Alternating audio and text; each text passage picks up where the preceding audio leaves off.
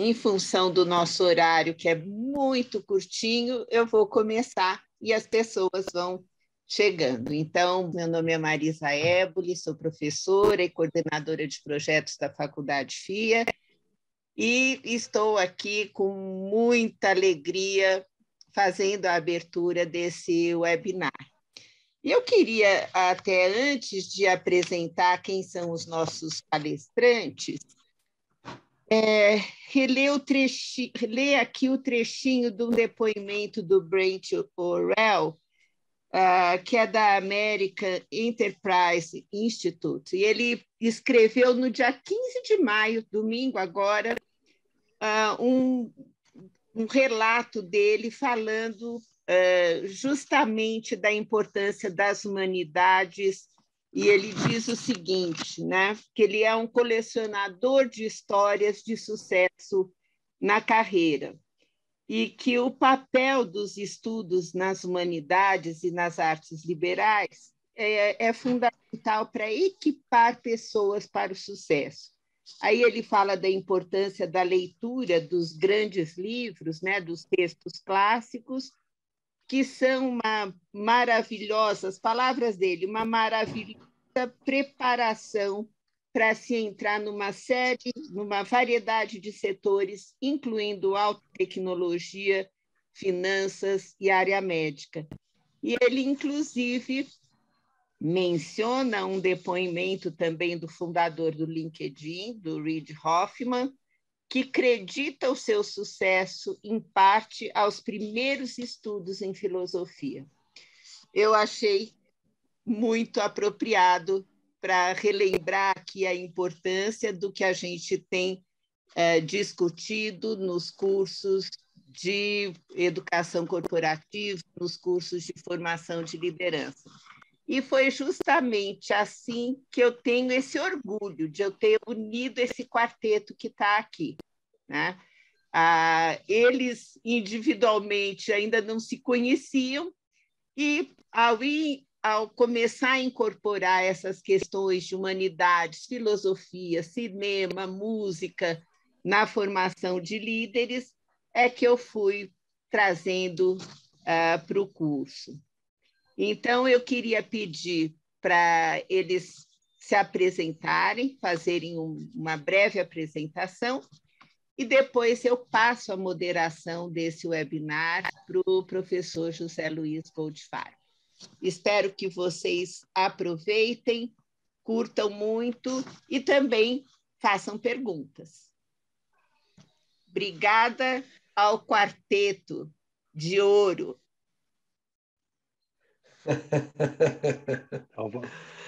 Alessandro, começa aí. Eu vou começar, Alessandro, né? Então, boa noite a todos e a todas. Eu sou o professor Alessandro, eu sou professor na FIA, né, em outras instituições, enfim.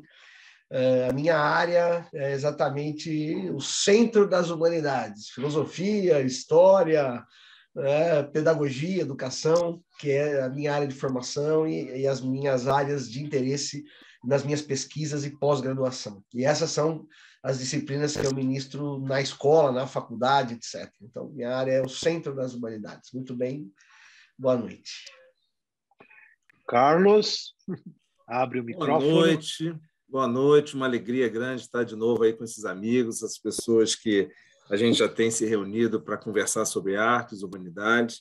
Meu nome é Carlos Neto, eu sou professor de comportamento organizacional na Universidade Mackenzie, dirijo também a área de educação digital e dirijo a Inspirarte Produções Culturais, uma produtora cultural que busca realizar trabalhos em regiões de risco social, Paraisópolis, Complexo da Maré, Brumadinho, e pai do Heitor, de 5 anos, um garoto que a professora outro dia estava me falando que no recreio ele fica fazendo teatro com os amigos da escola. Então, acho que a gente tem um artista aqui em casa já envolvido nesse mundo das artes e do teatro. Sérgio? Boa noite, pessoal. Mais uma vez um prazer trocar ideias com essa turma reunida pela Marisa. Eu sou jornalista, já há mais de 40 anos. Eu comecei a trabalhar muito cedo, com 16, sou professor, há quase tanto tempo também, comecei a dar aula com 19. Sou mestre e doutor em audiovisual, o que significa que eu também tenho uma carreira paralela no audiovisual, como professor, agora também como diretor associado de uma produtora de documentários de impacto chamada Deus Dará Filmes. É isso, paro por aqui, porque senão eu vou ficar cansado só de lembrar das coisas que eu já fiz e faço. Parou. Vai, Zé. Vamos lá, eu sou José Luiz Goldfarb, professor da PUC São Paulo. Eu estou envolvido em vários projetos aí de promoção da cultura, especialmente da leitura, que é quando eu conheci a Marisa, né? A Marisa com a Cláudia Costin, a gente estava lá abrindo bibliotecas, tentando fazer o Brasil, São Paulo, um país de leitores, né? Continuamos na luta. Eu queria, antes de mais nada, agradecer muito a Marisa pela mais uma oportunidade da gente estar nesse grupo. A Marisa tem essa magia de juntar pessoas, juntar... quantas pessoas eu já conheci através de você, Marisa? Perdi a conta, né? E a recíproca é verdadeira. Eu também colaboro. Muita gente. Mas isso que é legal, né? Conexão. Conexão. Aqui é tudo que vale é conexão.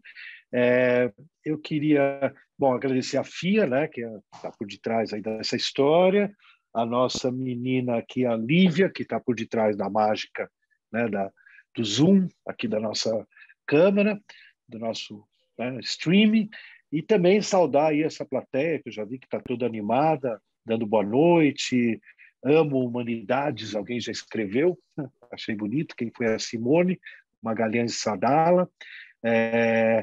Então é isso, né, gente? Aqui eu acho que a gente atrai uma galera que pode estar nas áreas mais diferentes, né, Marisa, do mundo corporativo, das empresas, né, mas que tem essa pegada, né, de apreciar e se interessar com essa necessidade que a gente vai falar hoje um pouco com vocês, para a gente não se afastar desse... Opa, temos um cachorro aí junto com a gente.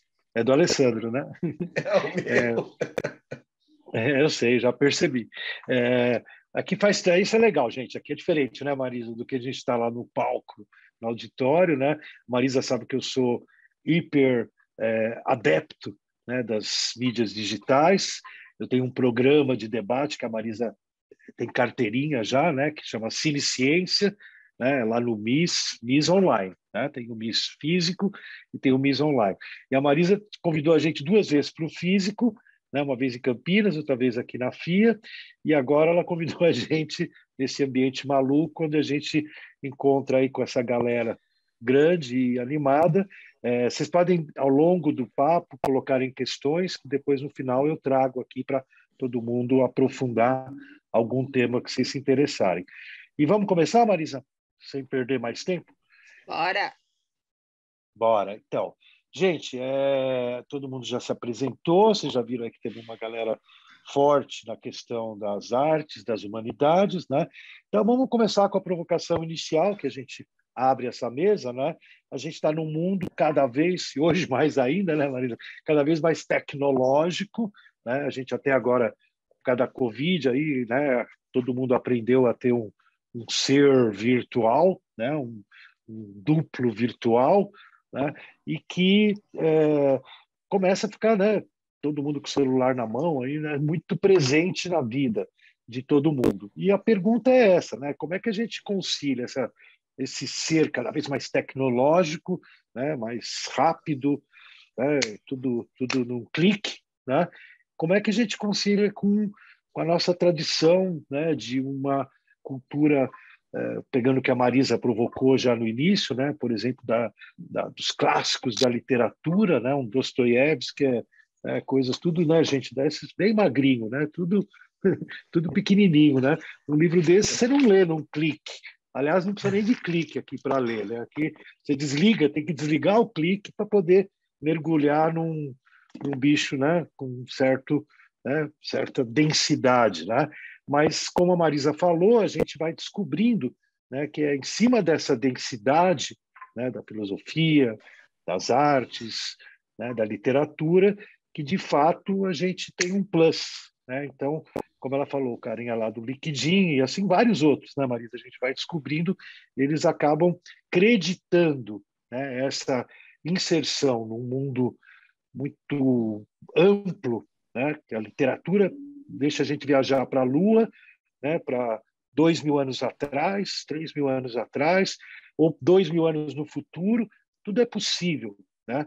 Então, a pessoa que se forma nessa pegada, né, ela vai ter um plus, né, Marisa? É esse que está começando a se configurar, né? O cara vai entrevistar, em vez de perguntar todo o currículo técnico do que o cara tem, começa a querer descobrir se ele leu, né? Se ele vai ao teatro, né?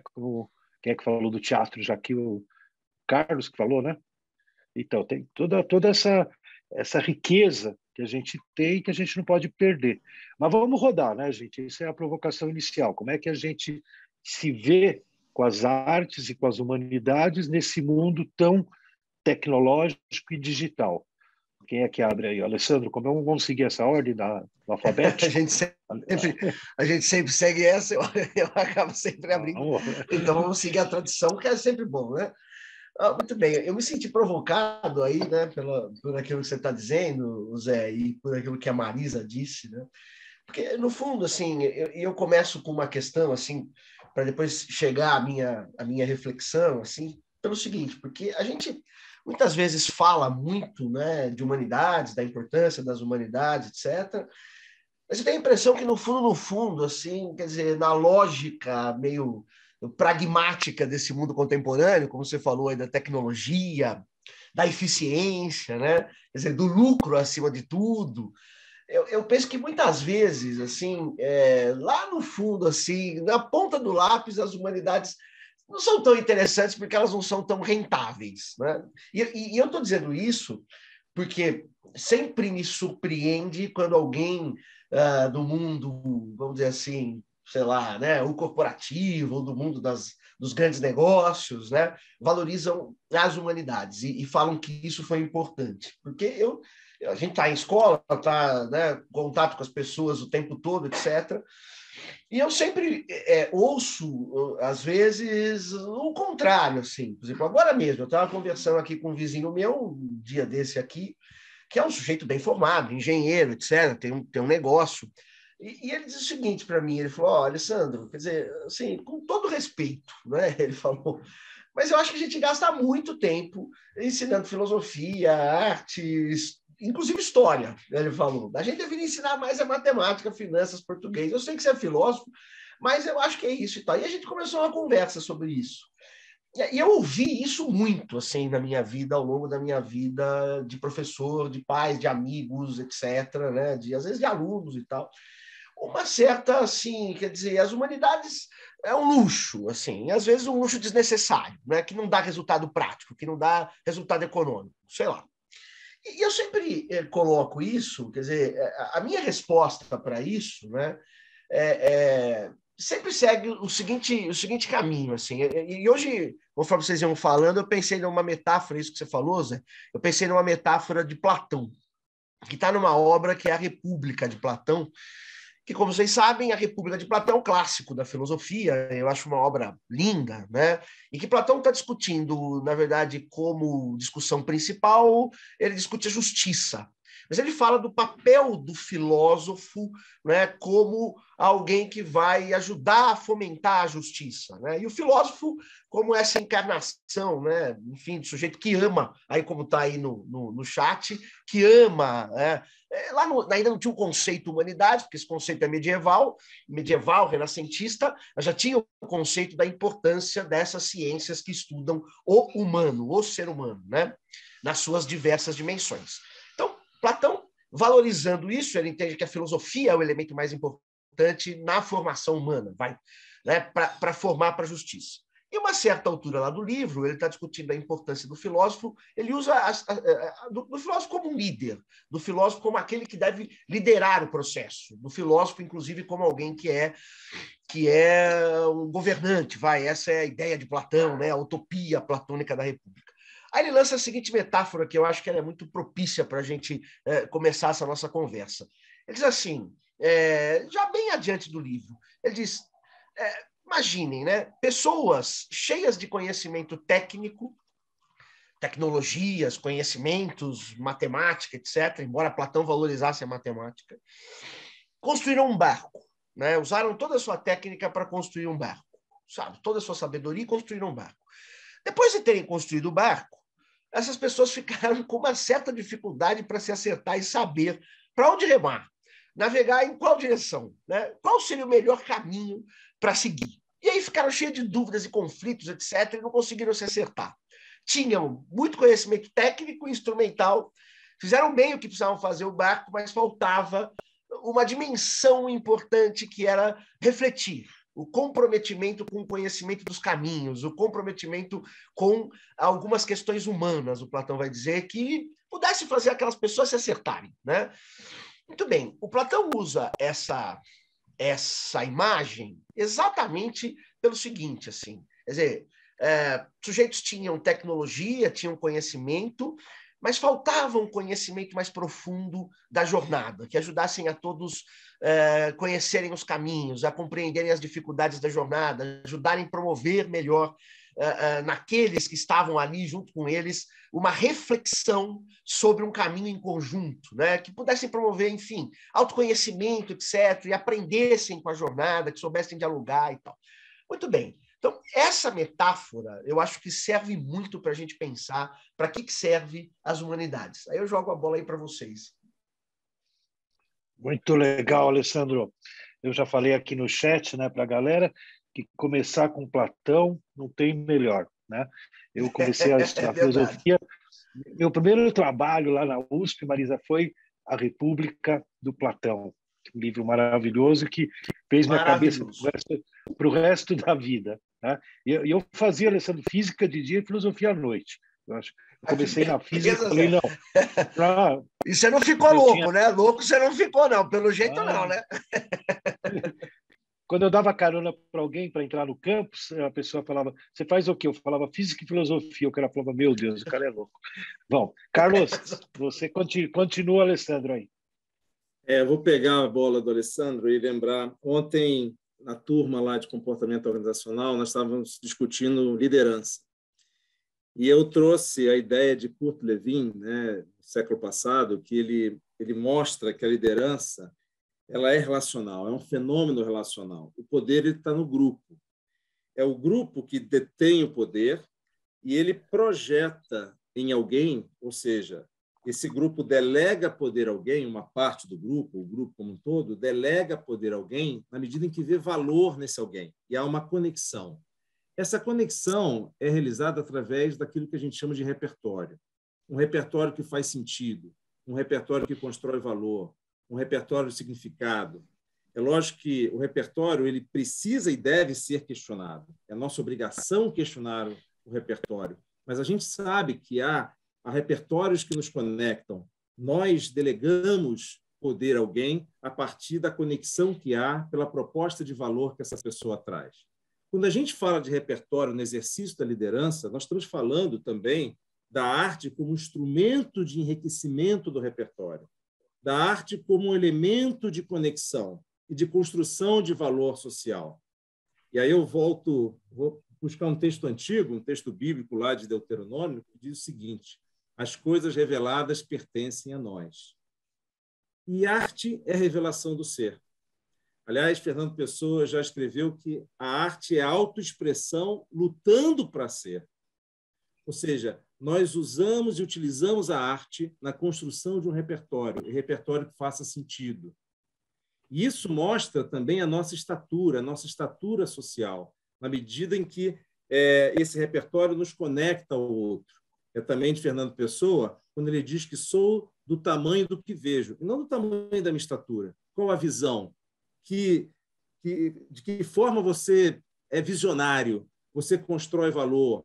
Aliás, Martin Luther King tem uma imagem ótima, né? Quando ele vai numa cidade, em Albany, e ele, antes de falar, ele vivia o cotidiano da cidade. E ele pegou um transporte público, na época ali de segregação racial, então, os brancos na frente, os negros na parte de trás, vários bancos vazios na frente, e senhoras, crianças se apertando, né, na parte de trás do ônibus, ele vendo aquela situação, e ele pensa: a minha alma, o meu espírito está lá na frente, sentado ao lado do branco. O meu corpo está aqui. Um dia, o meu corpo vai se encontrar com a minha alma. Isso é ser visionário. Isso é construir valor.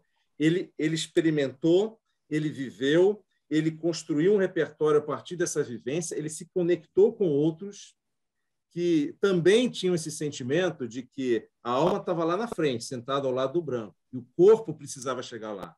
Quando a gente vive nas corporações, nas organizações, quantos visionários nós encontramos?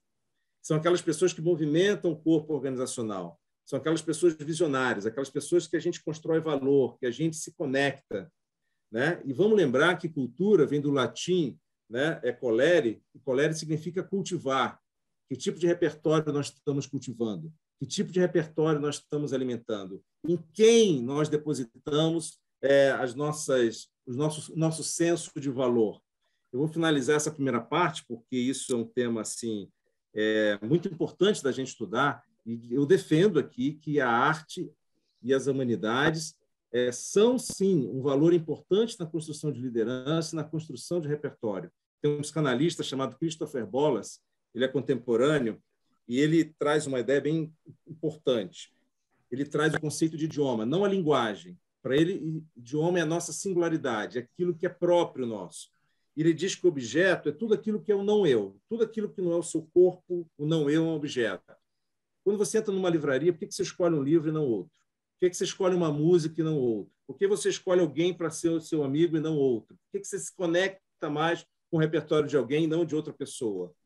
Bollas vai dizer que isso constrói o nosso idioma, porque a gente internaliza o objeto, a gente traz para a nossa vida o objeto, e através do nosso ser nós construímos essa singularidade que é muito própria.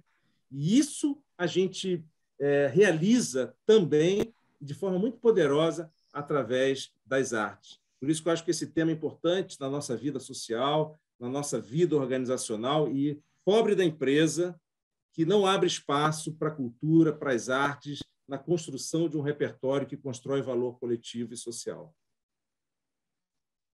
Uau! Muito lindo, Carlos. Antes de passar a bola para o Sérgio, a Marisa me fez uma provocação, já que você citou a Pentateuco, a Torá, né? Com a linda frase aí das coisas reveladas. Eu também sou muito ligado nessa frase, viu, Carlos? Pertence a nós. Adora...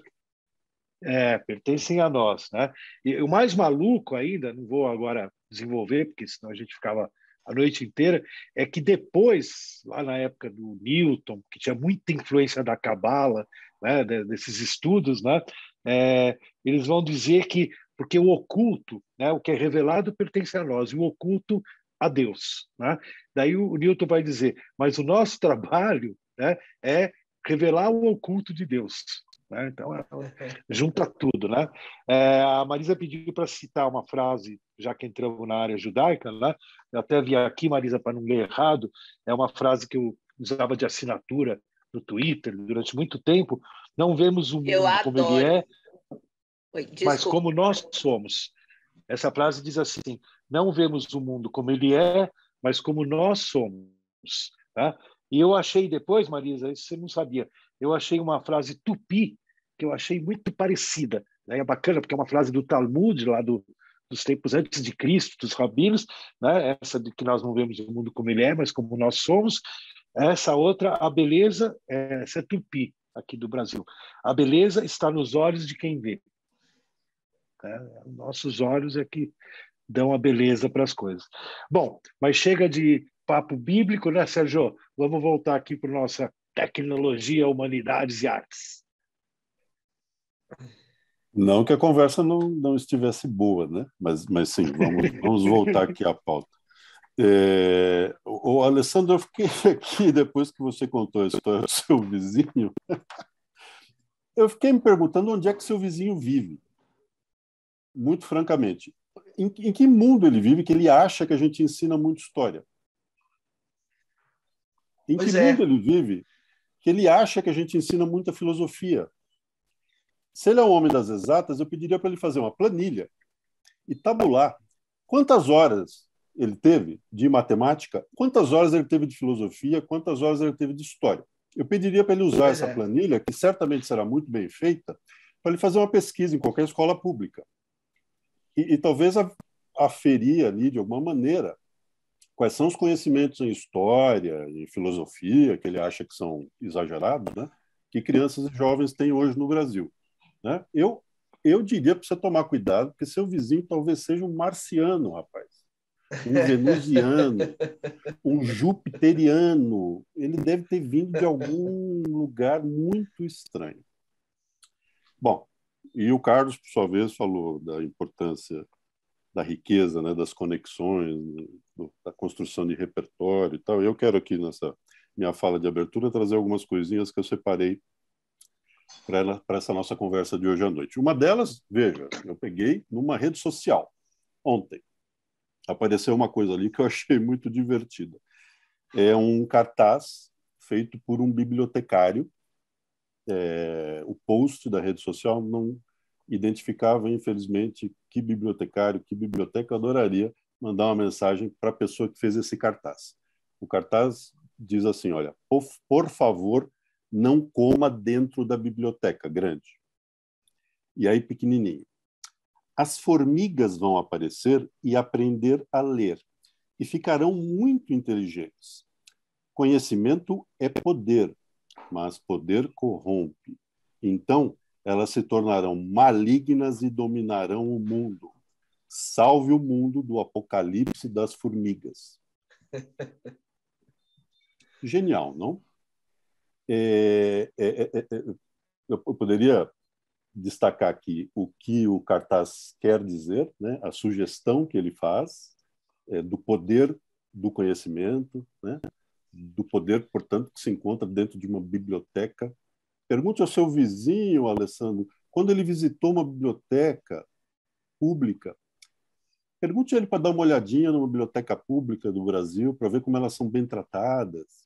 Pergunte lá para ele, peça para ele fazer uma planilha também, para avaliar o estado das nossas bibliotecas públicas. Enfim, tem isso aqui, né? Mas tem uma outra coisa que me chama mais a atenção. É a criatividade, se você quiser, a inventividade desse bibliotecário. Certo? Ele tinha uma missão, fazer um cartaz para dizer para as pessoas que, olha, não é legal comer na biblioteca. A gente até pode discutir essa regra, mas, de qualquer maneira, lá no lugar em que ele trabalha, pelo jeito, é melhor não comer. E tá, você pode fazer isso de N maneiras. Ele encontrou essa aqui, tem um desenho de um monte de formiguinhas no pé do aviso. Então, me parece que tem alguma coisa a ver com isso aqui, ó. Esse é um livro do Neil Gaiman, um livrinho, ó, não é o livro que o Zé Luiz mostrou no começo, não. Esse aqui você lê em alguns bons minutos se você tiver foco. Neil Gaiman, arte importa, porque sua imaginação pode mudar o mundo. Sua imaginação pode mudar o mundo. Eu não falei na apresentação que eu tenho o prazer imenso de coordenar com a professora Marisa um programa da FIA que se chama Cine Gestão, né? E a gente discute filmes, aproveita filmes para falar a respeito dos mais variados temas de gestão, e um desses temas, né, que aparece todo tempo, porque a vida corporativa hoje está tomada por ele, é inovação. Né? As pessoas são cobradas a fazer isso, a serem capazes de implementar processos de inovação. Bom, me parece que isso tem a ver com imaginação. Imaginação. Você precisa ter uma capacidade de imaginar. Né? As artes, as humanidades, acho que ajudam. Bom, nesse livrinho aqui, o Neil Gaiman faz umas considerações muito, muito, muito legais mesmo. Eu selecionei só aqui umas duas para a gente ler. Por exemplo, sobre o poder da ficção, da literatura, mas também do cinema, do teatro, né, da ficção, das narrativas que contamos uns para os outros desde que o mundo é mundo. A ficção gera empatia. Empatia. Reconhecer que o outro é alguém como você. Conhecimento sobre seres humanos. Líderes trabalham com seres humanos. Acho que é muito legal que eles conheçam melhor seres humanos. A ficção gera empatia. A ficção é algo que se constrói com 26 letras e alguns sinais de pontuação. E você, sozinho, usando a imaginação, cria um mundo, povoa esse mundo e o enxerga através de outros olhos. Você se torna outra pessoa. E quando volta para o nosso mundo, está ligeiramente mudado. Legal, né? A ficção é a mentira que nos conta a verdade. Todos nós temos a obrigação de fantasiar. Temos a obrigação de imaginar. É fácil fingir que ninguém é capaz de mudar nada, que vivemos em um mundo composto por uma sociedade colossal e um indivíduo menor que nada. Mas a verdade é que os indivíduos estão sempre mudando o mundo. Os indivíduos criam o futuro e fazem isso imaginando que as coisas podem ser diferentes. Certa vez perguntaram a Albert Einstein como criar filhos inteligentes. Ele disse: se você quer que seus filhos sejam inteligentes, leia contos de fadas para eles. Se quer que sejam mais inteligentes, leia mais contos de fadas para eles. Entre o Albert Einstein e o seu vizinho, Alessandro, eu prefiro ficar com o Albert Einstein. Mas eu também quero ficar aqui com o Siddhartha Ribeiro, uma grande figura, vocês conhecem, e que, por sua vez, sozinho também contraria um pouco essa ideia de que são mundos distintos, né? Porque a carreira do Siddhartha, todos sabem, ele é mestre em biofísica, doutor em comportamento animal, pós-doutor em neurofisiologia, professor titular de neurociência, fundador do Instituto do Cérebro da Federal do Rio Grande do Norte. E ele é um maravilhoso escritor. E ele só pode escrever livros como esse aqui, O Sonho Manifesto, porque ele é um filósofo. Um filósofo empenhado em imaginar um mundo que seja melhor do que esse no qual a gente vive, né? Bom, esse livro aqui é sensacional.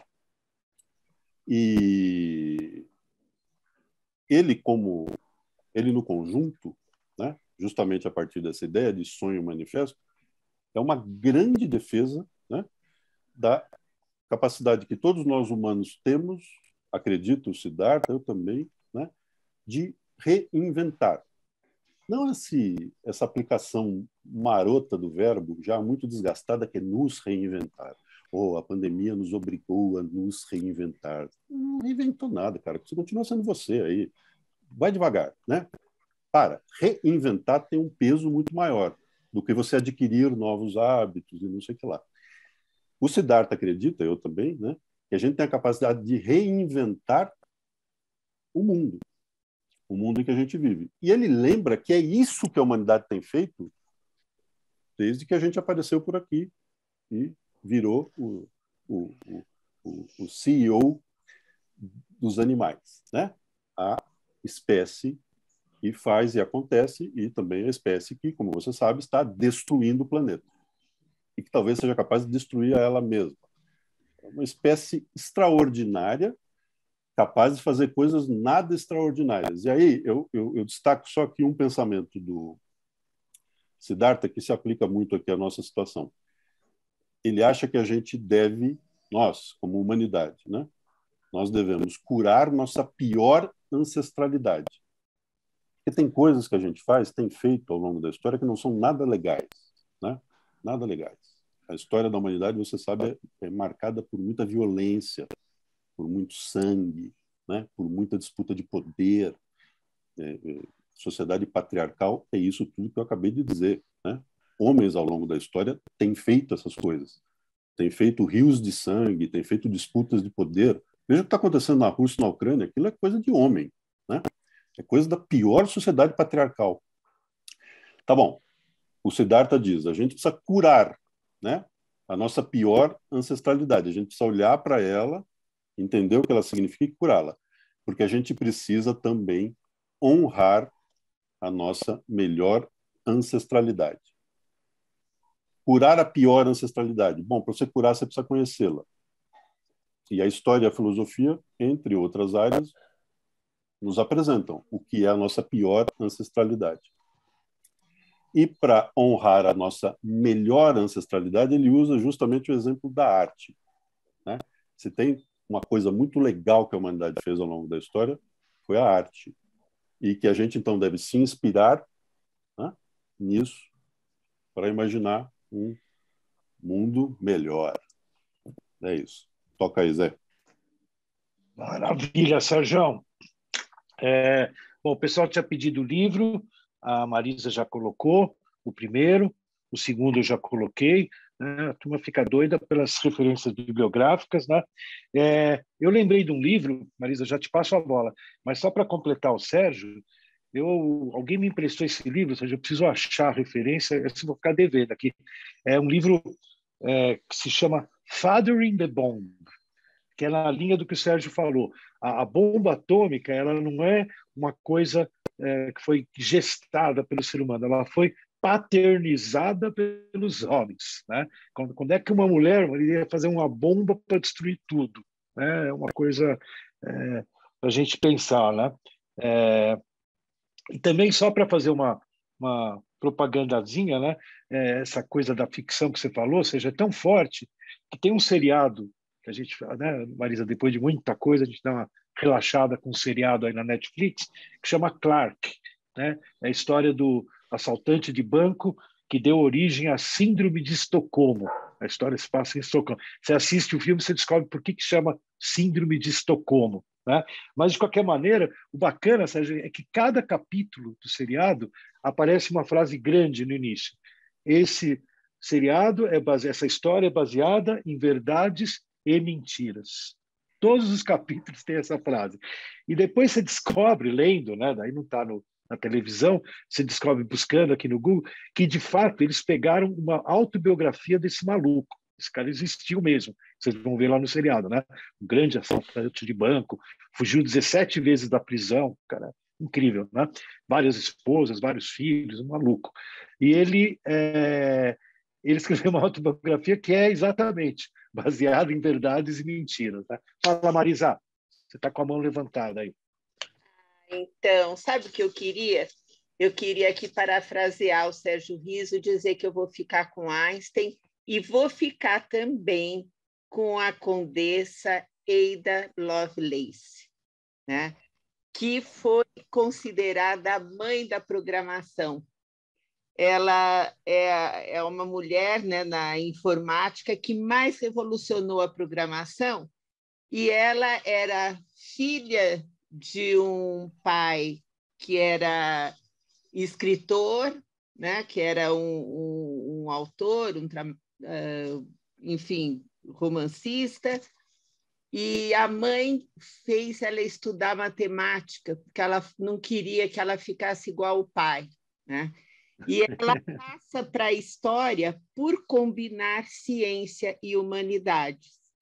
Tanto que ela passa a fazer o que ela depois divulgou de ciência poética, né? E nós não estamos falando, né, de alguém que foi pequeno, tanto que nesse livro aqui que a gente tem usado muito, né, Sérgio Riso, para falar de inovação, nesse livro ela está logo no início para resgatar a história da programação, porque ela foi a primeira, na verdade, a fazer a programação como hoje se entende, né? Que foi a base de toda a informática e de tudo que vem depois. Então, eu adoro essa história dela por isso, né? Eu acho que é uma boa história também para você contar para o seu vizinho, Alessandro.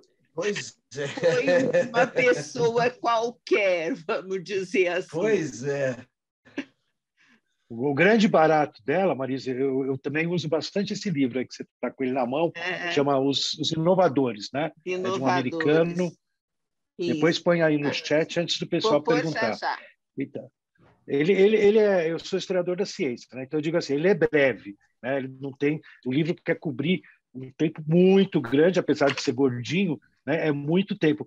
Mas a Marisa chamou a atenção que essa senhora, né? Que é uma mulher que se diferenciou na história da ciência, ela tem uma coisa, Marisa, que eu acho mais genial dela, acho que está no livro ou eu li em outro lugar, né?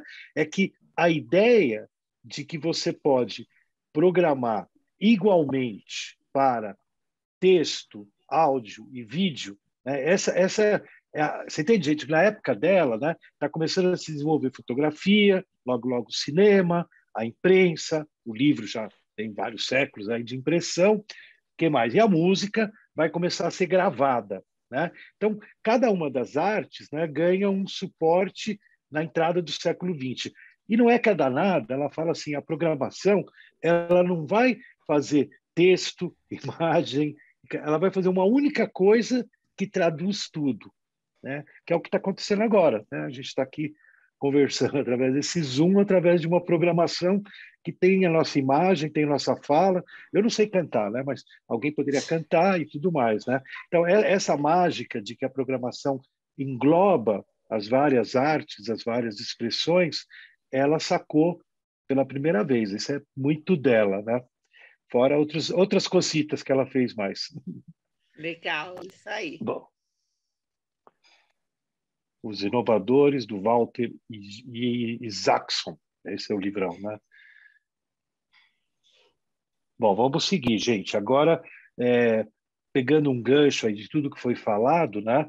A Marisa gosta, né? Acho que tem a ver com, né, com que a gente está na FIA, né? Na faculdade, na escola, né?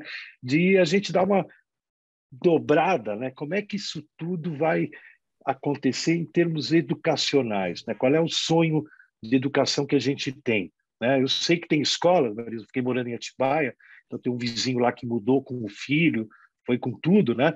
E eu falei, onde é que está teu filho? Né? Ele está numa escola Montessori, né? Que é de uma linha, né? De educação que tem muita arte, né? Muito privilégio para as humanidades, né? Isso lá em Atibaia, não é nem em São Paulo, né? Como é que vocês sonham aí a educação se transformar para não ficar, né? Você tem que buscar os livros às vezes fora, né, da educação, né? A questão das bibliotecas, que quem que falou, o Sérgio, né, falou, é uma coisa assim incrível, Sérgio, porque vocês que estão aí no mundo do business, né, muita gente, se a gente pensar, né, esse poder americano, norte-americano, né, dos Estados Unidos. Às vezes eu quando eu estudei no Canadá e viajei muito nos Estados Unidos, né, o que me choca é que na virada do 19 para o 20, Marisa, eles não eram ainda, né, the Empire. O Empire era o Império Britânico, era a Europa, né? Então teve um cara lá, um magnata do aço, né, que começou a ganhar dinheiro com aço, começou a ficar rico, que ele fala assim: porra, o que a Europa tem que a gente não tem, né? E sabe o que ele respondeu, gente? É a rede de bibliotecas públicas. Você vai em qualquer cidadezinha lá no interior da França, da Espanha, e o que ele fez? Ele fez a mesma coisa nos Estados Unidos. Os Estados Unidos entra no século XX construindo bibliotecas, né? E se vocês quiserem ter uma ideia, a maior biblioteca pública do mundo, com maior acervo, inclusive da minha área, de História da Ciência, é a Biblioteca Pública de Nova York. Eu estive lá agora há pouco tempo, eu sempre marco uma reunião de trabalho dentro daquele templo, que para mim aquilo é um templo, né? Eles têm, é pública, não tem nenhuma finalidade, não é nenhuma universidade, certo? Não é nem, né, você tem, não é nem engenharia, não é nada ali. E tem todas as obras, é uma coisa... E qualquer cidadão do planeta atravessa aquela porta, tem acesso a tudo, né? Então, esse é o negócio, né? Qual é aqui, Marisa, quando eu trabalhei com a Cláudia, a gente tem 645 municípios nesse estado, São Paulo. A gente achou 100 municípios, 100, né? Era 103, sei lá, um número quebradinho, que não tinham uma biblioteca. Zero bibliotecas, né? Daí a Cláudia, batalhadora, né, Marisa, falou: Zé, você tem 2 anos para abrir as 100 bibliotecas, né? E a gente abriu, né? Então, pelo menos aqui todas as cidades têm uma biblioteca, mas como o Sérgio falou, deixam a desejar, porque né, a atenção, a prioridade que se dá a esse mecanismo, né, aliás é bacana, né, gente? A biblioteca é a única coisa no planeta que sobrou grátis, né? Todas as coisas a gente paga, né? Tá? Para ver Netflix tem que pagar, tudo tem que pagar, né? A biblioteca ninguém pôs um preço para você tirar o livro. Por quê? Porque vale a pena. né? Quanto mais circular aqueles livros, mais o mundo vai crescer. Né? Mas volta a bola para vocês. O que vocês pensam aí, Alessandro, na educação? Bom, a gente falou de tanta coisa, né? Eu começarei por você, Zé. Eu amo livro, né? Aqui tem uma parte da minha biblioteca, a gente está vendo aqui vários livros aí nas telas de todos nós, né? E eu acho que o amor ao livro é uma coisa que a gente deve trabalhar, fomentar. Eu acho que, inclusive, esse é um elemento essencial da própria educação. E eu vejo com muita, às vezes até tristeza, porque eu acho que esse meu vizinho expressa a visão de muitos, e infelizmente esse é o problema. Tem muitos alienígenas neste mundo, né, que desprezam a humanidade, né, Sérgio? Mas, por exemplo, eu vejo na escola, o Zé, trabalho em várias escolas, veja só, né? Os alunos vivem de apostila, eles não vivem de livros, eles não vivem de amor aos livros. Tudo está apostilado, tudo está lá resumido, sintetizado, mastigado, estruturado, e a gente fica absorvendo apostilas. Inclusive, as escolas, elas são conhecidas pelos nomes, né, de determinados grupos de apostila. Né? É o X, é o A, é o B, aí coloca lá e todo mundo em cima da apostila. E as bibliotecas, muitas vezes, vão ficando mirradas dentro das escolas. Quando a essência das escolas, meu Deus, é o livro, é a biblioteca, é o amor ao livro. E muitas vezes nós não ensinamos o amor ao livro. Então, eu penso que, de fato, isso seria essencial na educação. Porque, obviamente, o livro, né, depositário de uma série de saberes históricos, humanos, fundamentais, né, que, como você disse aí no início, nos leva para 2000 anos atrás, para 2000 anos à frente, nos faz viajar, etc. O livro é a coisa mais extraordinária, talvez seja uma das invenções mais lindas da humanidade. Então, eu acho que aí a gente está aqui falando de amor às humanidades, de amor ao saber, não é, filosófico, e nesse sentido a gente deveria incentivar e assim trabalhar muito o amor ao livro naquilo que a gente faz dentro da escola com o professor, nas universidades e na escola. Não são as apostilas o elemento. O sal da terra está no amor ao livro. E eu acho que aí eu sonho com isso, de verdade. Assim, eu fiz isso com as minhas filhas, né? Na minha casa, sempre muito livro. Eu comprei livro para elas que nem doida. A gente ia em livraria o tempo inteiro, ou ia a uma biblioteca, onde fosse. Eu tinha livro espalhado no chão, elas andavam no meio dos livros, pegavam livro. Eu contei história para elas, elas estão aqui, não posso mentir, elas estão me ouvindo. A gente fala aqui de história e conta história todos os dias. Às vezes por prazer e às vezes por obrigação do pai. Meninas, o que vocês leram hoje? Aí leram uma poesia, vem falar para mim. Leram não sei o quê, vem contar para mim. Então, nós fizemos espontaneamente. E meu amor por livro sempre foi grande. Eu me lembro, por exemplo, eu estava escrevendo e lendo muita coisa. Minha filha mais velha, eu estava com um de livro no sofá e a minha filha mais velha chegou rapidamente, pegou uma pilha de livro, jogou no banheiro, levou no banheiro e jogou fora. Aí eu falei, meu Deus, eu estou fazendo ela odiar o livro e não amar. De tanto que era a minha loucura por livro. Então, eu aqui pegando a tua questão para fechar, Zé, eu sonho, de fato, que as escolas promovam verdadeiramente o amor ao livro. E este amor ao livro conecte a vida ao livro e conecte os saberes a partir dos livros, que é a essência da educação, na minha visão. Então, fecho aqui. Uau! Marisa, você levantou a mão. Outra vez. Não, mas pode passar para o Carlos Neto primeiro, para ele dar o depoimento dele. Eu quero só fazer um comentáriozinho em cima de uma fala sua, Zé, mas eu faço depois. Tá legal. Então vamos lá, Carlos, abre o microfone. Ana Marisa, e a sua pergunta me remete à educação corporativa, porque nós não podemos abrir mão da arte, da filosofia na educação corporativa. Eu vou contar 3 episódios muito rápido.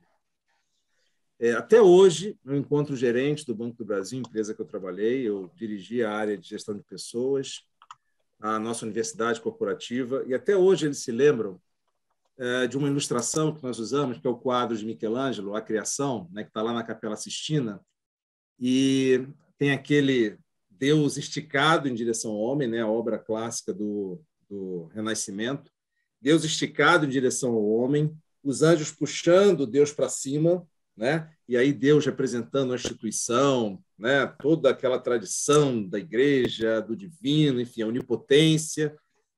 E Adão, de forma até muito desleixada ali, assim, o dedo de Deus esticado e o dedo de Adão inclinado, e na biodinâmica, né? A decisão de tocar ou não no onipotente, no onisciente, era de Adão.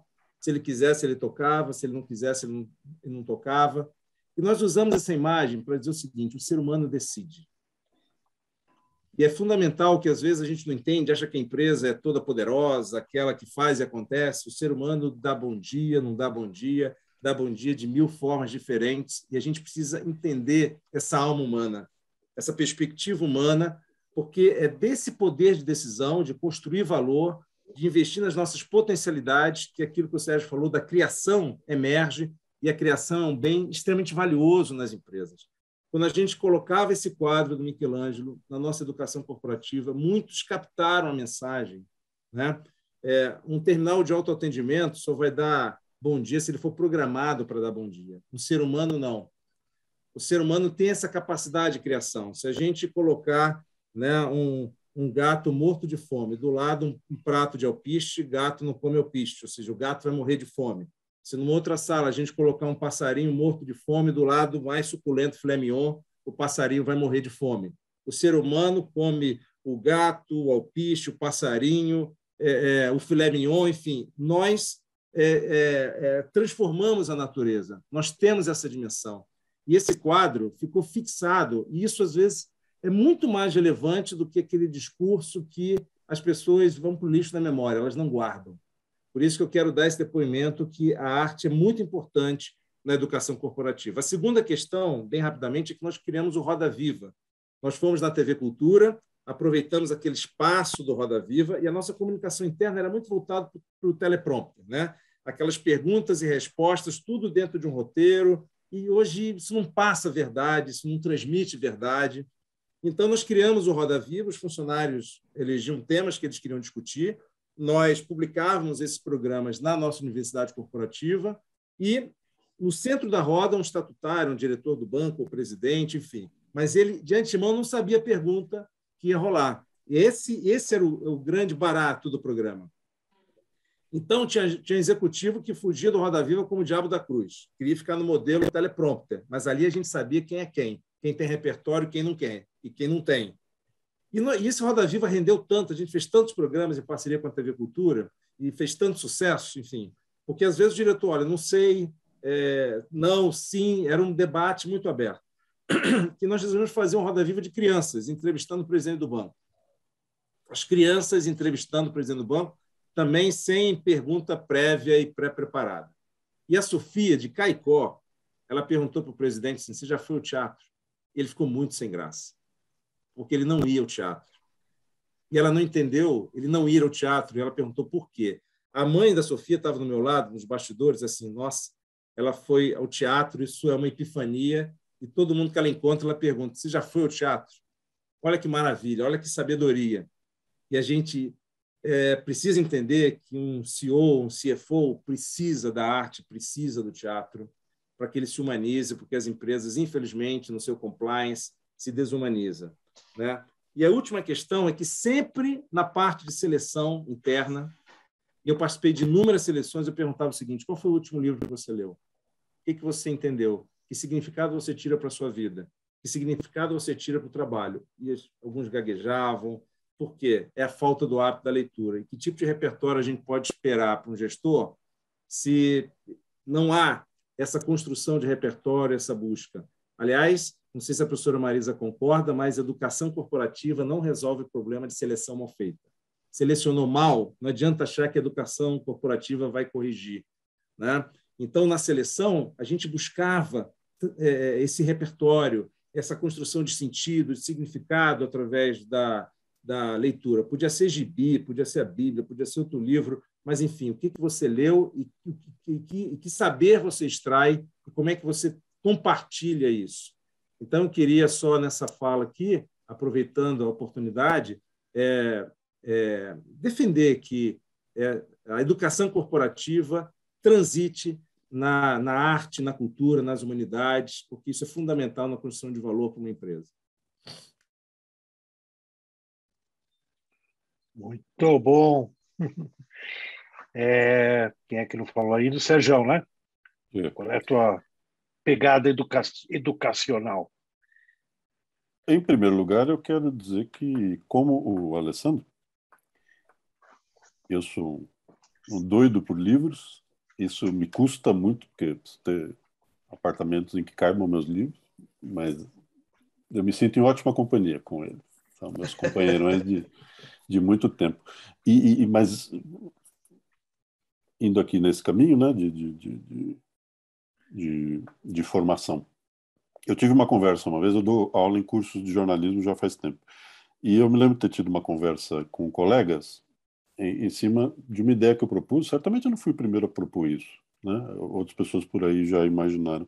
Um curso de jornalismo um curso de graduação em jornalismo poderia perfeitamente ser dado a partir de livros, só. Livros. A gente vai ler livros. Vai fazer uma grande seleção de livros, vai chegar ali a um consenso de, sei lá, 60, 80 livros que são fundamentais, que um jornalista conheça. Eu falei, a gente faz o curso em cima deles, certo? A gente vai lendo os livros.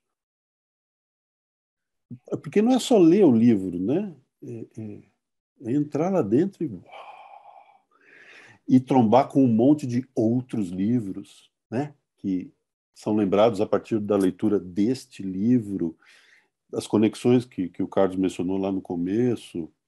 Eu realmente acredito, né, que processos de formação possam ser feitos com base em leitura de livros. A partir, né, da leitura de livros, evidentemente, e da conversa, da troca, a partir dessa leitura. Eu concordo com o Carlos inteiramente também, né, sobre como é que isso alcança a educação corporativa. E aí eu quero só, talvez, subir um degrau aqui, para lembrar que num país como o nosso, o acesso é algo dramático, né? O acesso à cultura é algo dramático. Todos nós que estamos aqui, nós 5 e provavelmente todo mundo que está nos acompanhando, teve a sorte de ser apresentado aos livros, ser apresentado ao cinema, à música, né? Cada um de nós tem a sua própria história. A minha envolve, entre outras coisas, bibliotecas públicas. Eu sou muito agradecido a elas. Envolve minha família, né? Envolve alguns professores, né? Envolve gente com quem eu trabalhei. Eu diria, então, que nós todos que desempenhamos esses papéis, nós todos temos neste país aqui, eu diria que o dever de contribuir para a democratização do acesso à cultura. O que significa que lá dentro das nossas casas a gente faz o que o Alessandro faz. Show de bola. Na nossa atuação profissional, a gente contribui, né? Agora, pensando em organizações, eu gosto muito da ideia de empresas contribuindo para ampliar o acesso à cultura, às artes, né, dos seus funcionários. E não dá o menor trabalho fazer isso. Não dá o menor trabalho. Custa muito menos do que contratar uma consultoria picareta para fazer um processo de reengenharia que vai para a gaveta depois de 2 anos pagando os caras bem caro. É muito mais barato. E eu diria que tem muito mais chance de dar certo, né? Porque envolve as pessoas que efetivamente trabalham naquele lugar, né? N possibilidades. Você faz clube do livro dentro da empresa, faz clube do filme, você monta um espaço permanente de exposições, debates. Está na mão de toda empresa com uma estrutura mínima, né? É uma questão de ênfase no que você quer investir, né? E eu acho que mais organizações neste país deveriam ter o compromisso cidadão de investir em cultura, né? Porque Tem gente trabalhando lá que não pôde ter o que nós todos aqui tivemos. É verdade. Muito bem. Marisa queria falar. Eu queria falar, sabe por quê?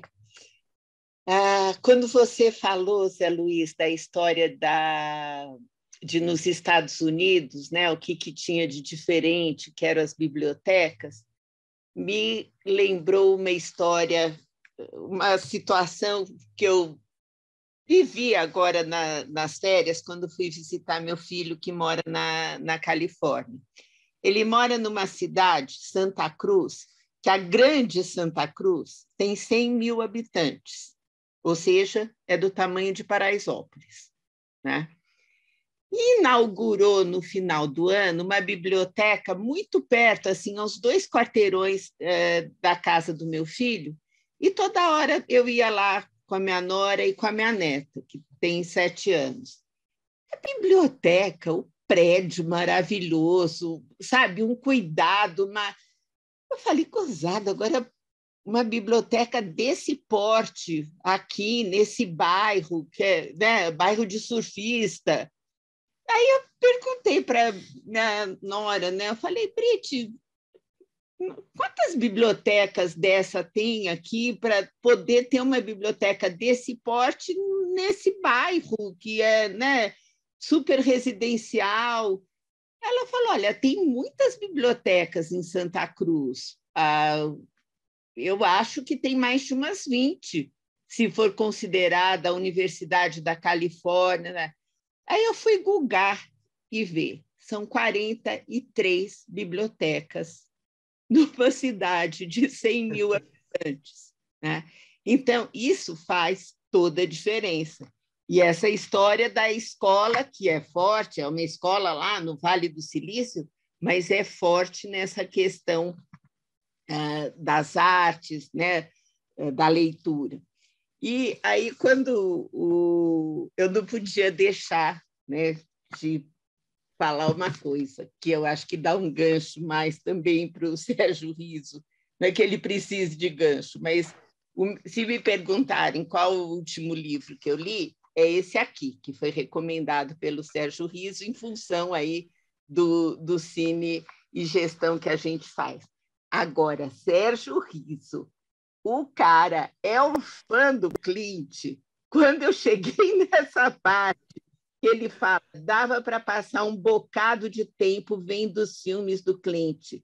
Comecei a listar 5 coisas que admirava nele. E tem uma que é genial, que ele fala assim, olha, adorei como ressaltou um crítico britânico a postura de Clint ao lado do príncipe Charles no National Film Theatre, em Londres, em 1993. Para todo mundo na plateia, ficou claro quem era o príncipe de verdade. Ai, como não amar? O meu amigo recomendou. É só ver ali, ó. Né? Marisa, teve alguém aqui, acho que foi a Rita Poço, que ela comentou uma coisa que ela tem a experiência de... Acho que foi a Rita. Se não foi a Rita, desculpa aí quem falou, que aqui fica... O chat fica dinâmico aqui, eu nem sei onde está, mas comentário. Mas a ideia que ela chega na sala de aula, no primeiro dia de aula, e pergunta qual é o último livro que você leu e que não foi enviado, não foi Rita, mandado. sim. Foi a Rita, né? Então, essa questão, né, tem a ver com o que a gente está falando essa última rodada, né? Que é uma coisa assim, a leitura, muitas vezes no Brasil, e esse é o grande empecilho, assim, primeiro assim, a pessoa vive numa casa onde as pessoas não leem, né? Então já é um problema, porque, né, ela cresce sem ver o hábito da leitura acontecendo. Mas o pior é que ela acaba entendendo que livro é algo que te mandam ler, né? E o barato do livro, né, segundo o José Mindlin, né, acho que você conheceu, né, Marisa? Era o maior incentivador, ele era o presidente lá do Conselho de Leitura, quando eu estava fazendo as bibliotecas, né? Era muito incentivador da leitura, tive uma biblioteca maravilhosa, grande amante, que virou um né? prédio aí grande amante, né? Teve muitos livros. Muitos, a coleção dele, brasiliana, 30 mil volumes, estão na USP, com um mega prédio maravilhoso, né? Que fizeram uma fundação para garantir o prédio para levar a biblioteca dele para lá. Mas ele dizia, viu, Marisa, que se a gente pudesse, agora que teve a Covid, né, a gente soubesse de um vírus que a gente pudesse aplicar nas pessoas e elas ganharem essa paixão pela leitura, ele sairia aplicando vacina em todo mundo, mas não rola, né? Não tem uma vacina para isso. Então, a gente tem que ter um processo, né? Ele falava, daí ele me colocou nessa tarefa de fazer as bibliotecas e incentivar. E ele falou assim, viu, Marisa? Isso é uma coisa para você carregar para o resto da vida. Quer dizer, quem tem essa ideia de promover a leitura, né? Eu já tinha sido quase 20 anos livreiro, né? Eu tenho uma vida múltipla atividades, né? Eu tive a Livraria Belas Artes, que era uma formadora de leitores, né? E por isso que me convidaram para trabalhar em projetos de leitura, mas eu não tinha nada a ver com isso, eu era professor da PUC e dono de uma livraria. Mas, de repente, né, tua amiga Cláudia, tá, Pimba, aliás, eu estou lendo um livro que ela me deu, que eu recomendo, já que todo mundo está falando de livro, né, que se chama Quando Deixamos de Entender o Mundo. Tá? É um livro novo aí que saiu há pouco tempo pela Todavia, o cara chama Batucci, ele é de origem... esqueci agora, mas ele mora em Santiago, no Chile. É um putz escritor, e a Cláudia sabe que eu ia gostar, porque os personagens da ficção desse livro dele são o Einstein, o Schrödinger, o Heisenberg, a turminha que criou a mecânica quântica. Então é muito louco esse livro, né? Mas eu ainda preciso descobrir quanto é ficção ou não. Eu sou historiador da ciência. Mas, enfim, eu acho que essa coisa que a gente vai lendo livros, né, eternamente, né, isso que tem que pegar. Isso é a grande barreira que eu acho que a gente tem no Brasil para dar um... Né, para o gigante acordar, que ainda está adormecido, né? Sem José dúvida. Luiz, eu não te conhecia ainda quando ia... Era a dobradinha que eu adorava, ir no cinema, no Belas Artes e passar na sua livraria, mas que eu ainda nem sabia que era você. Mas era uma combinação perfeita. Nossa, como era bom. Eu que digo, ainda bem que você ia lá, era mais uma que me ajudava. Ia mesmo, e sempre alguém saía colocou de aqui, lá com sacolinha. Alguém colocou no chat, né? Como é duro ver a livraria fechando, né? Isso é uma tristeza, né? É triste. É triste. Bom, deixa eu Verdade. ver se tem mais... Você teve uma pergunta aí sobre como é que a gente pode despertar o interesse da leitura pela Carolina, né? E eu acredito assim que o livro te lê. E às vezes falta essa conexão em relação ao momento que você está vivendo, a questões que você está vivendo, e um livro que possa dialogar com os teus sentimentos. Eu vou citar um exemplo aqui, já que a gente está indicando o livro. Eu li há um tempo atrás esse livro chamado Tudo é Rio, da Carla Madeira. E esse livro fala sobre perdão. É um livro lindo, é uma escritora mineira, assim, aliás, foi indicado até numa livraria que eu entrei, aí, né, fui perguntando e o rapaz me indicou, mas eu acho que às vezes essa conexão ela ajuda, e acho que todo mundo deveria tentar cultivar, não sei se é uma proposta meio tosca, mas eu acho que não, é o seguinte: quem é a tua referência quando você vai precisar de algumas indicações na vida, né?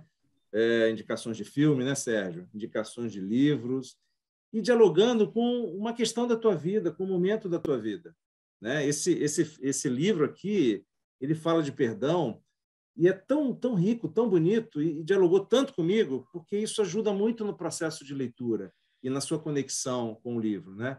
Tinha um professor meu que dizia que tem 2 tipos de livro: aquele que você pega e não larga, aquele que você larga e não pega mais, né?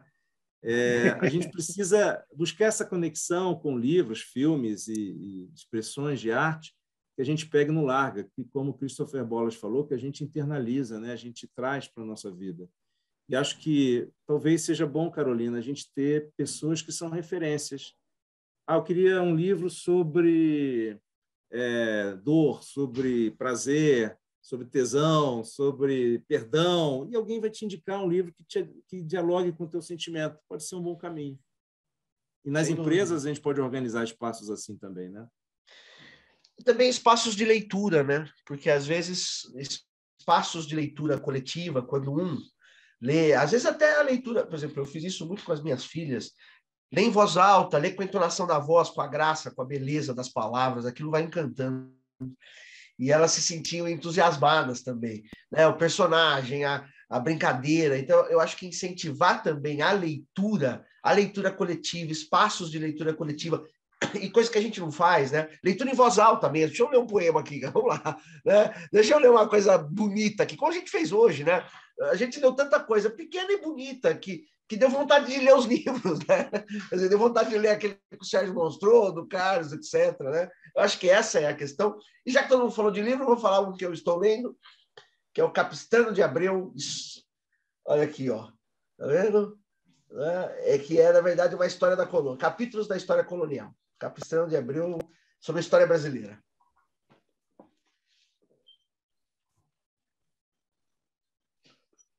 O pessoal aqui deu 1000 sugestões de leituras, né? Tá tudo, pelo menos a turma que está assistindo a gente tem bastante gente lendo, né?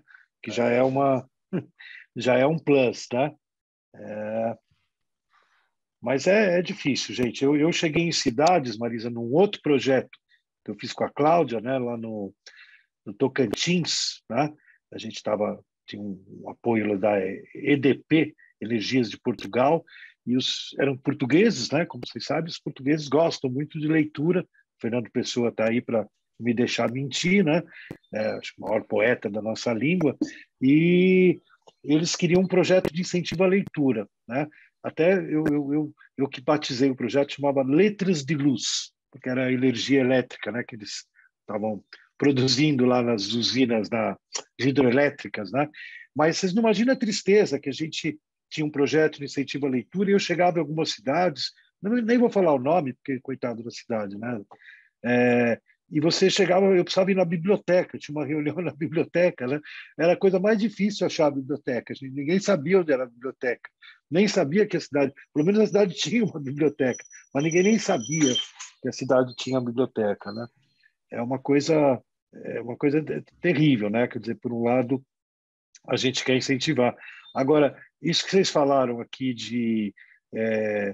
acho que o Carlos falou, né? O Alessandro, de ter que ler, né? Ler para as pessoas, ler, isso é muito bom, né? Isso tem algumas cidades que na biblioteca a gente fazia roda de leitura, até na escola de samba, aqui em São Paulo, a gente uma época, o projeto não era só bibliotecas, mas também salas de leitura, né? Então, a gente espalhou umas 400 salas de leitura. Vocês imaginam, por exemplo, presídio, né? É a coisa mais incrível, porque o presídio feminino, por exemplo, as pessoas que pegam o gosto, elas têm todo o tempo do universo para ler, né?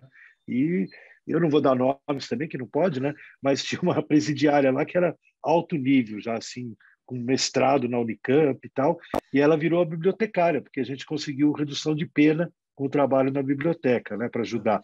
E nesse sentido aí, Zé, muitos intelectuais, grandes intelectuais, leram e escreveram no cárcere. Memórias do cárcere, né? Exatamente. Qual o nome do livro sobre o perdão? Quem é que falou do perdão? Aliás, teve uma pessoa aqui que leu também. Que não dá para ver, né? É que precisa levantar um pouquinho mais. Tudo é Rio, da Carla Madeira. Tudo é Rio, de Carla Madeira. Tem alguém que falou que leu. Eu vi aqui. Mas sabe o que eu queria falar? Teve. E essa coisa de como a gente vai... Você falou de ler para crianças, para jovens. A Rita Lee fez muito isso, né? Ela tinha uma programação que ela ia em bibliotecas e em alguns espaços ler para as crianças. E sabe aonde que eu soube disso? Visitando a exposição da Rita Lee no MIS, que tem legal. Aê! Não é? Acho que isso que é legal, como uma coisa vai inspirando a outra. Isso eu tenho comentado com o Sérgio Riso, dos filmes que a gente tem utilizado no Cine Gestão, e é uma disciplina, todos aqui, na verdade, estão no curso de educação corporativa, né? Cada um com a sua pegada da filosofia, da orientação para o trabalho, do Carlos Neto com a música, o Sérgio Riso com a questão do cinema, mas isso também é verdade. Muita coisa que eu fui criar o interesse em ler depois de ver o filme, né? Então, acho que isso é que é legal. Você lê alguma coisa e te leva a buscar outra, uma exposição, e essa é a riqueza, né, de se ter repertório cultural. E também para o seu vizinho, Alessandro, o World Economic Forum definiu como requisito para o século XXI repertório cultural. Né? Então, muito bem. Falando da Liga dos Filósofos, nós estamos falando do... Exatamente. Fórum, né? Exatamente. Tem aqui a Simone dizendo que também visitou a exposição da Rita Lee. A Rita Lee fez a cabeça. E você sabe que uma coisa que eu gostava na Belas Artes, Marisa, claro que eu gostava, né? Como ela ficava aberta à noite, até tarde, né? Naquela época São Paulo era muito, anos 80, 90 do século passado, era muito mais segura do que hoje. Se eu quisesse ficar até as 2 da manhã, lá na Paulista, eu ficava, né? Não tinha problema. Mas eu ficava surpreso, né? Como o pessoal que trabalha na mídia, televisão, rádio, jornal, teatro, nem se fala, né? Atores, atrizes, tal, como o pessoal lê, né? Isso que é legal, a gente vê o cara interpretando na televisão, no teatro, né? E não sabe que o cara por detrás daquilo tem um repertório de leitura muito, muito volumoso, né? Então, era uma sensação, Marisa, bacana, porque assim, de repente, era 10h30 da noite e entrava assim, maior estrela da Rede Globo, da novela das 8, era super divertido, fora as estrelas da política, né? Mas o pessoal lê, né? Isso que é bom. Essas políticas não são estrelas, isso que é verdade, em teoria, né? Não, mas isso era no tempo também. Mas isso era no tempo que as estrelas políticas liam, né? Porque hoje, quando você olha assim, está mais para buraco negro. Você acha que lê, né? É verdade. Aquele tempo que eles liam, hoje. Mas você sabe, um que eu sigo, que eu fico impressionada com a cultura dele, eu sigo no Instagram, sempre aprendo alguma coisa, é o Miguel Falabella. Era cliente meu. Olha só. Era dessa turma que eu estou dizendo. Esse pessoal que... Mas logo que você falou, eu pensei nele. Fiquei até amigo. Era de Miguel Falabella a Arnaldo Antunes. Passava por todos os... Do rock, né, ao teatro. O pessoal tem uma percepção do quanto o livro ajuda, né? O quanto o livro forma. O que mais que eu estou vendo aqui? Nossa, o pessoal não para de postar coisas interessantes. Eles não estão perguntando, mas estão comentando. Teve um comentário aqui que alguém falou que tem um pouco de medo do digital, do celular, né? Eu sempre acho assim, quer dizer, claro que tem, né? O celular ele magnetiza, né? Principalmente o jovem e tal. Mas eu sempre achei, eu, por exemplo, sou magnetizado pelo celular e leio pra cacete. Então, não acho que seja tão exclusivo, né? Eu conheço outras pessoas que leem muito e são adeptos das redes, né? Então, é uma questão... Eu acho, às vezes, a gente olha para o celular, Marisa, assim, a gente vai lá almoçar no MIS, né, no domingo, por exemplo, e às vezes tem uma família que você vê que está todo mundo no celular, ninguém está se falando. Né? Mas eu pergunto assim, se você tirar o celular da mão das pessoas, será que elas vão se falar? Né? Quando chegou o personal computer, mas eu estava morando lá em Montreal, final dos anos 70, do século passado. Né? E o que aconteceu? As famílias ficaram desesperadas, falaram que o filho entrava em casa, ia direto para o quarto para jogar os games. Né? E acabou o resto da convivência. Mas eu pergunto, tinha convivência? Né? Você entende? A questão é essa, né? Quer dizer, isso que o celular foi preenchendo, a gente precisa ver se é o celular que é o problema ou é a falta de relacionamento, de interesse extracelular, né? Que se tirar o celular da mesa do almoço, não vão conversar e vão brigar, né, de repente. E vão embora, e podem ir embora, né? É. Bom, gente, acho que a turma perguntas não é muito a praia. A turma gosta mais aqui de seguir, né, Marisa? Acontece, às vezes, na plateia, isso, mas foi uma plateia muito grande aí, participante e Interativa. acompanhando, interativa, bastante Porque interativa. essa interação já é uma coisa bastante rica, né? Isso é bem legal. É. Mas Zé acho Luiz, posso aproveitar, já que a gente falou de livro e Fala. celular, falar do meu livro que dialoga com o celular, né? Que é A Arte nos Sonha, a arte, né, do livro, a ilustração do Elifas Andreato, a saudade, né, nos deixou esse ano, grande Elifas. E nesse livro eu trago a história de 13 músicas, 13 compositores, e o que eles estavam sentindo, o que eles estavam vivendo para compor uma música que inovou na estética da época, né? Por que Beethoven, na nona, colocou um coral e ninguém nunca tinha feito isso numa sinfonia? Por que Tchaikovsky coloca o adágio como último movimento, né, de uma sinfonia e ninguém nunca tinha feito isso? O que eles estavam vivendo? O que eles estavam sentindo? E no início de cada capítulo eu ponho o QR Code ali, então a pessoa coloca o celular, vai ouvindo a música e lendo aquilo que o autor estava vivendo para escrever a composição daquela maneira e daquele jeito. E o fio condutor, né, dessas 13 histórias, dessas 13 composições, desses 13 compositores, é que aquilo que a gente entrega ao mundo é resultado do que a gente é, do que a gente sente. E isso vale no nosso dia a dia, no nosso trabalho. Pobre do homem que fratura, né, aquilo que faz daquilo que é. Nós somos aquilo que a gente entrega ao mundo, aquilo que a gente faz no nosso trabalho. Então, esse livro procura trazer também essa reflexão para o leitor de que nós somos aquilo que a gente vive, aquilo que a gente sente, né? Aliás, a pergunta bíblica que Deus fez a Caim antes do mito do primeiro assassinato é: por que está caído o teu semblante? Ou seja, antes dele fazer o que ele fez, né, quer dizer, matar o irmão, Deus já perguntou para ele logo, ó, como é que você está administrando o teu sentimento, o teu espírito? Porque aquilo que a gente sente vai desaguar nas nossas atitudes, naquilo que a gente faz. Então, o livro ele passeia sobre esses sentimentos que produzem e através da música, que é uma coisa tão gostosa. Então, fica a dica. Obrigado pelo espaço para falar do livro. E é um belo livro. Eu ganhei de presente. Excelente livro. Parabéns, Carlos. É a arte no sonho, né? A arte no sonho. A arte no sonho.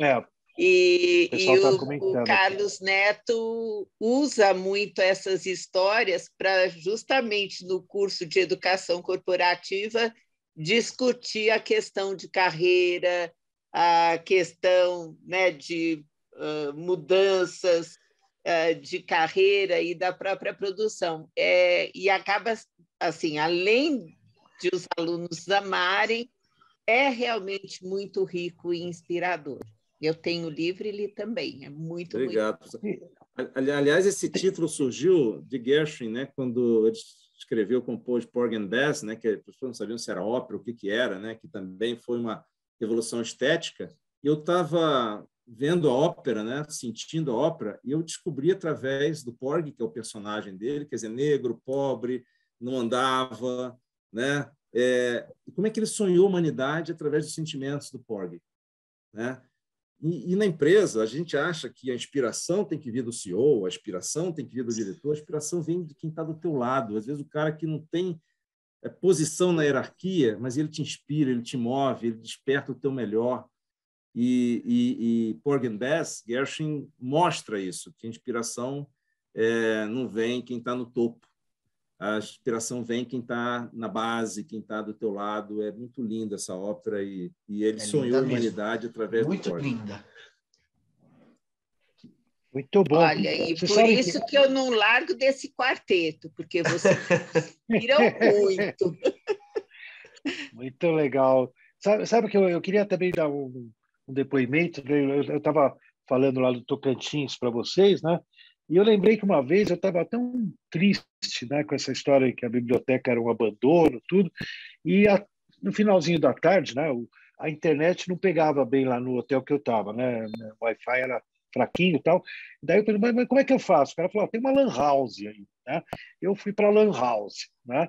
Isso 2000 e pouquinho, bem, né? No começo do século milênio.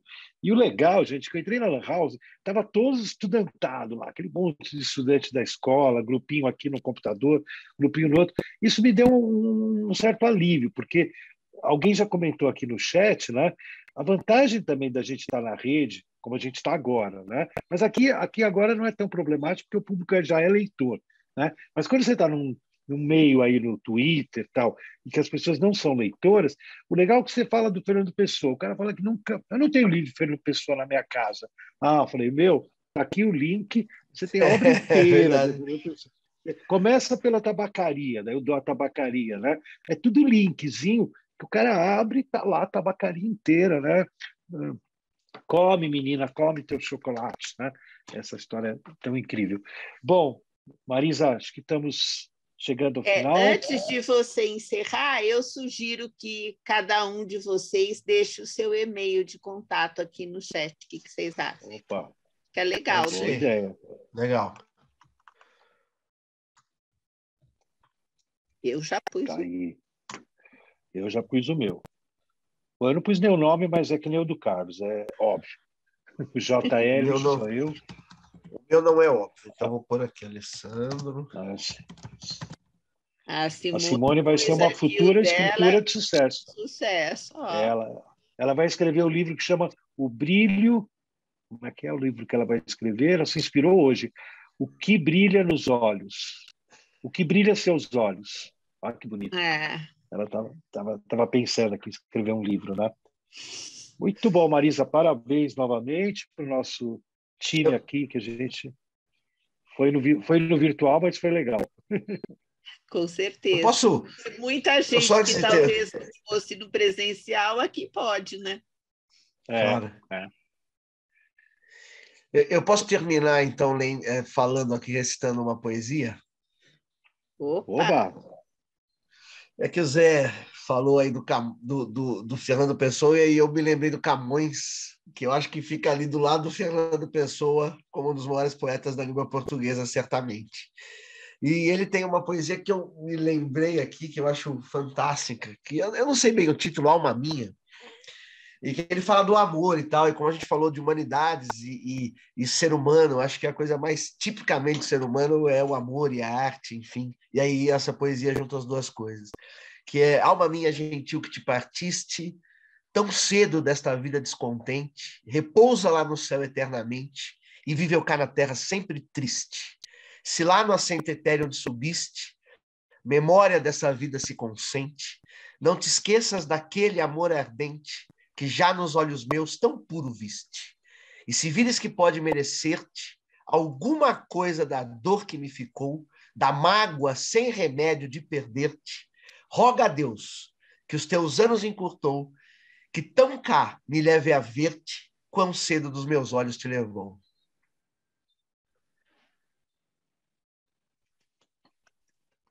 Bravo! Bom, Bravo! até a próxima turma. Marisa, é isso? Despedindo aí dessa galera É animada. isso. Se cada um quiser dar uma palavrinha de encerramento, acho que fica bom. Vamos lá, Alessandro, depois do teu poema. Eu já terminei com a poesia, acho que já está de bom tamanho. Então, a palavra é poesia. A poesia. Carlos. Bom, para aqueles que querem uma força para acreditar que é possível trazer a arte para a vida corporativa, eu vou de Shakespeare, que diz: não creia impossível o que improvável parece. Um abraço. Muito bom. Sérgio? Tem um escritor que nasceu em Cuba, mas foi italiano, porque ele cresceu lá, viveu lá a vida inteira, Ítalo Calvino. Ele tem um livro publicado no Brasil que é uma coletânea de ensaios e que se chama Por que Ler os Clássicos? Por que Ler os Clássicos? E no comecinho do livro, num ensaio introdutório, ele apresenta, acho que 14 propostas de definição de um clássico, que são motivos pelos quais você poderia querer conhecer os clássicos. Mas aí, no final, ele diz: Na verdade, se você entendeu que eu estou te dando essas razões aqui, porque eu preciso explicar de uma maneira erudita e tal, porque que tem que ler os clássicos, desculpa, tá? Eu tenho uma razão, uma razão. É melhor conhecer os clássicos do que não os conhecer. E aí eu acho que isso vale para os nossos assuntos aqui, né? Quer dizer, tem uma tentação muito grande de tornar utilitária essa conversa, para que serve, no que não sei o que e tal. O meu ponto de vista é muito tranquilo. É melhor conhecer do que não conhecer.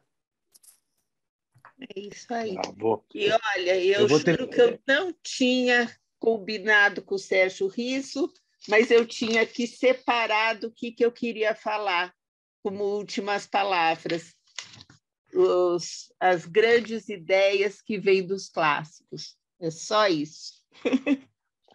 Bom, Marisa, eu vou completar a tabacaria aí, o primeiro pedacinho do Fernando Pessoa, também com poesia. Não sou nada, nunca serei nada, não posso querer ser nada. A parte disso, tenho em mim todos os sonhos do mundo.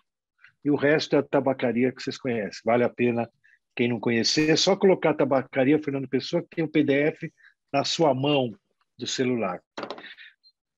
Marisa, um beijo, turma. Beijo para todos e uma ótima semana para vocês.